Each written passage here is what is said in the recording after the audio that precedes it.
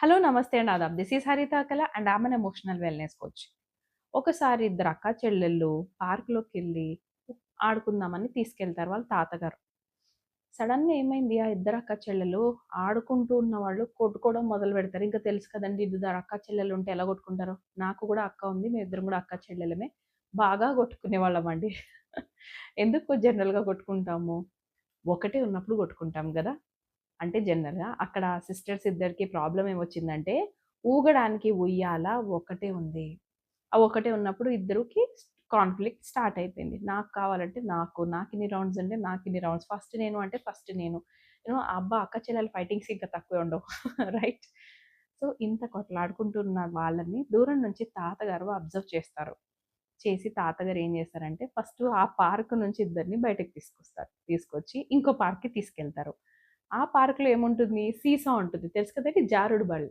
అటు ఇటు తిరుగుతూ ఉంటారు ఇద్దరు మనుషులు కూర్చొని. సో, దాని మీద కూర్చోబెడతాడు. ఇద్దరు కాన్‌ఫ్లిక్ట్ ఖతమైపోతుంది. ఇద్దరు గూడా ఎంజాయ్ జేయడం మొదలుపెడతారు. నవ్వడం మొదలుపెడతారు. ఆడుకుంటూ అసలు ఉయ్యాల గురించి కొట్లాడుకున్నామని గూడా మర్చిపోయేంత ఆడుకుంటూ ఉంటారు. See this is just a story that we have elaborated. But ఇక్కడ ఏం చెప్పాలనుకుంటున్నాము? జనరల్‌గా ఇద్దరు మనుషుల్లో కాన్‌ఫ్లిక్ట్ ఒచ్చి కొట్లాడుకుంటున్నప్పుడు ఒక థర్డ్ పర్సన్ ఇన్వాల్వ్‌మెంట్‌లో వాళ్ళు దేనికి ఇన్వాల్వ్ అవుతున్నారు అన్నది చాలా ఇంపార్టెంట్ కదా! గొడవలు తగ్గించడానికి ఇన్వాల్వ్ అవుతున్నారా? లేదు అసలు ఏ గొడవలు లేనప్పుడు కాన్‌ఫ్లిక్ట్ పెంచడానికి ఇన్వాల్వ్ అవుతున్నారా?